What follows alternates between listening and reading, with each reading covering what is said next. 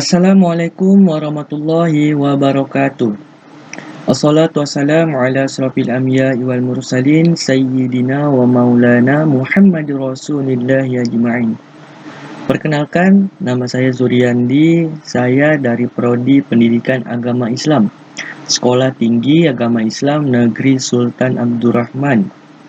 Jadi, di sini saya akan mempresentasikan hasil tugas saya, yaitu tentang pengembangan bahan ajar pembelajaran pendidikan agama Islam dari MK Inovasi Pembelajaran dan dosen pengampu Pak Ramli Muasmara MPDI.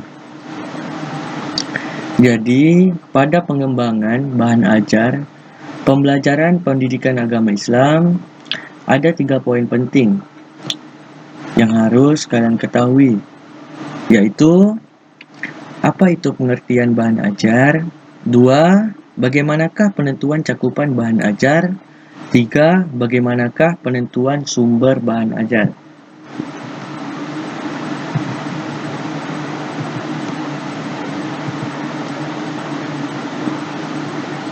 Pengertian bahan ajar. Bahan ajar adalah segala bentuk bahan, informasi, alat, dan teks yang digunakan untuk membantu guru atau instruktur dalam melaksanakan kegiatan belajar mengajar. Bahan yang dimaksud bisa berupa tertulis maupun bahan yang tidak tertulis. Bahan ajar bisa atau materi kurikulum adalah isi atau muatan kurikulum yang harus dipahami oleh siswa dalam upaya mencapai tujuan kurikulum. Jenis-jenis materi pembelajaran terdiri dari pengetahuan, yaitu fakta. Fakta adalah sesuatu keadaan yang nyata yang telah terbukti kebenarannya. Konsep adalah suatu rancangan atau ide.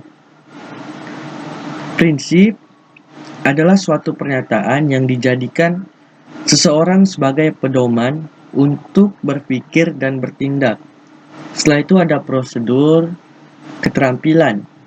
Keterampilan adalah kemampuan pada diri seseorang sejak lahir. Dan terakhir, sikap atau nilai yang harus dipelajari siswa dalam rangka mencapai standar kompetensi yang telah ditentukan. Secara garis besar, bahan ajar dapat dikelompokkan menjadi beberapa kategori, yaitu bahan cetak, antara lain handout, buku, modul, lembar kerja siswa, brosur, leaflet, wallcard, foto, dan model. 2. Bahan ajar dengar atau audio, seperti kaset, peringan hitam, dan compact disc audio. 3. Bahan ajar pandang dengar atau audio visual, seperti video dan compact disc dan film. 4. Bahan ajar interaktif, seperti compact disc interaktif. Penentuan cakupan bahan ajar dan urutan bahan ajar.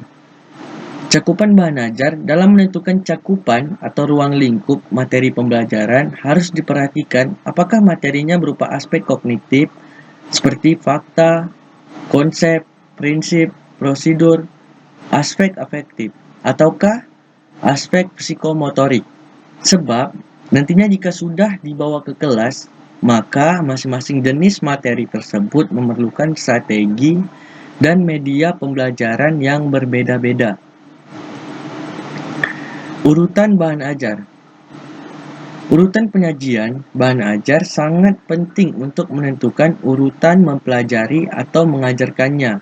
Tanpa urutan yang tepat, jika di antara beberapa materi pembelajaran mempunyai hubungan yang bersifat prasyarat, akan menyulitkan siswa dalam mempelajarinya.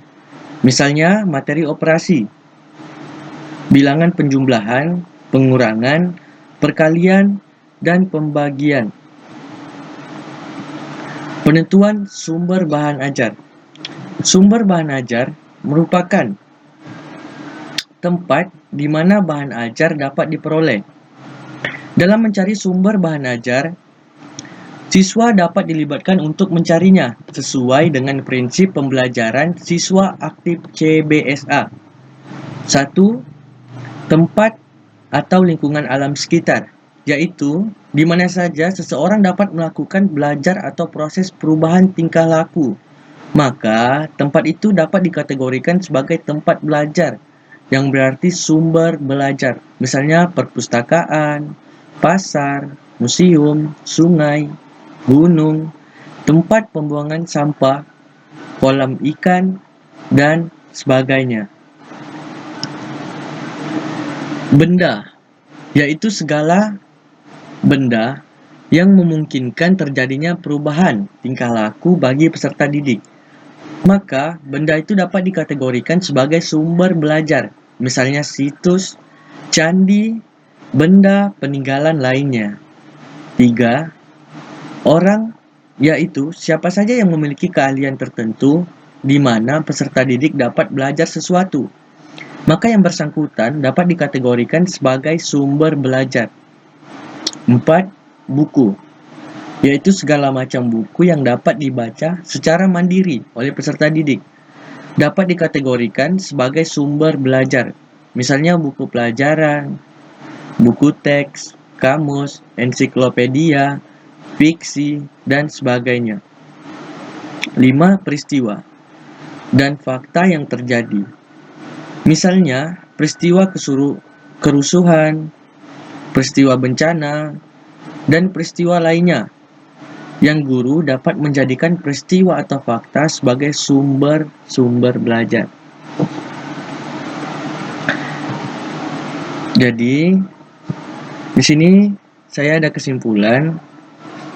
Kesimpulannya adalah pengembangan bahan ajar perlu dilakukan secara sistematik berdasarkan langkah-langkah yang saling terkait untuk menghasilkan bahan ajar yang bermanfaat dan berkualitas. Dalam bukunya, Panduan Kreatif Membuat Bahan Ajar Inovatif, setidaknya ada 5 langkah utama prosedur pengembangan bahan ajar yang baik, yaitu analisis, perancangan, pengembangan, evaluasi, dan revisi. Itu saja yang dapat saya sampaikan. Sekian, terima kasih. Wabillahi taufiq wal hidayah. Wassalamualaikum warahmatullahi wabarakatuh.